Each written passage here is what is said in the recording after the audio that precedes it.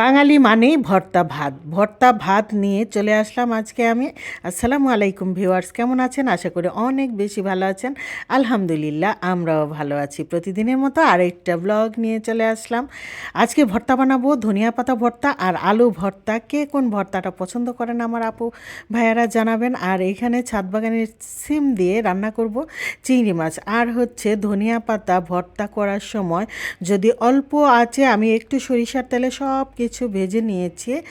পেঁয়াজ, তারপর হচ্ছে কাঁচামরিচ, রসুন আগে ভেজে নিয়েছিলাম, তারপর লাস্টে সব একসাথে মিলিয়ে আর একটু টেলে নিচ্ছি। ধনিয়া পাতাতে পানি থাকে ভাজার সময়, আস্তে আস্তে জালে এই পানিগুলো টানিয়ে নিলে ভর্তাটা আঠালো হয়, খেতেও বেশ মজা হয়। আর পাটায় পিষে ভর্তা তো অনেক মজা। ব্লেন্ডার থেকে দেখা যায় যে পাটায় বেটে ভর্তাটা করলে বেশি মজা হয়। পাটায় বাটা এরকম একটু ধনিয়া পাতা ভর্তা হলে আর কিছুই লাগে না। আমার মনে হয় ভাত খাওয়ার জন্য এক প্লেট ভাত নিমিষেই শেষ হয়ে যায়। তো আমার আপুরা বলবেন কে পছন্দ করেন। আমার মনে হয় কে পছন্দ করেন না, সবাই আমরা পছন্দ করি। ওই যে বললাম যে বাঙালি বলেই কথা, বাঙালি মানেই ভর্তা ভাত। এই ধনিয়া পাতা ভর্তা, যে কোনো ভর্তা, বাঙালি মানেই তো ভর্তা ভাত। যে কোনো জিনিস দিয়ে আমরা ভর্তা বানায় ফেলতে পারি এবং লোভনীয় মজাদার ভর্তা বানিয়ে ফেলতে পারি। সত্যি সত্যি যে কোনো জিনিস দিয়ে ভর্তা বানিয়ে ফেলতে পারি। এই তো ধনিয়া পাতা দিয়ে একটা লোভনীয় ভর্তা বানিয়ে নিলাম, একদম আঠালো আঠালো ভর্তাটা। এক প্লেট ভাত নিমিশেই শেষ। এখানে ছাদ বাগান থেকে খালা বিকালবেলা সিম নিয়ে আসছিল। সিমগুলো দেখে আমার মনে হয়েছিল এখনই আমি রান্না করে খেয়ে ফেলি, এত আনন্দ হইতেছিল। আসলে গাছের সিম বলে কথা, একটু বেশি আনন্দ হয়। আর চিংড়ি মাছ দিয়ে এখানে সিম রান্না করে নিচ্ছি পরদিন সকালবেলায় আমি এটা। তো সিমগুলি খুব তাড়াতাড়ি সেদ্ধ হয়ে গেছে, গাছের সিম বলেই মনে হয় কথা।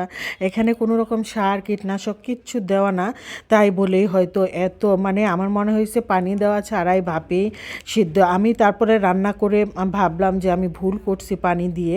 আমি অল্প আঁচে যদি ঢেকে দিয়ে রান্না করতাম পানি না দিয়ে, তাহলে আরও বেশি মজা হতো আমার কাছে রান্নার শেষে, তাই মনে হয়েছে।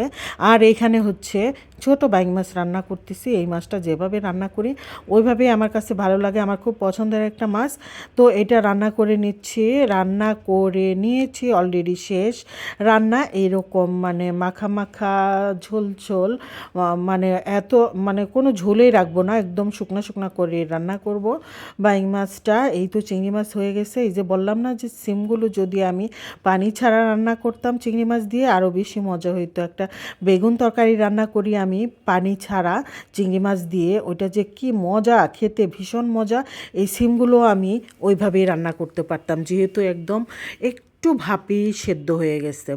আর এই যে আমার বাইং মাছ রান্নার লুকটা দেখেন, দেখেই মনে হচ্ছে যে কত মজা হয়েছে, খেতেও অনেক মজা ছিল। আর লাস্টে রান্না করব আমি একটু মাসকলাই ডাল। এটা বাজার থেকে ঠিক এরকমই নিয়ে আসছে। আমি এখন এটাকে টেলে নিচ্ছি, টেলে যতটুকু টালা দরকার ততটুকু টেলে নিয়ে তারপরে বেছে ঝেড়ে ব্লেন্ডারে গুঁড়ো করে এই যে এখানে রান্না করে নিলাম।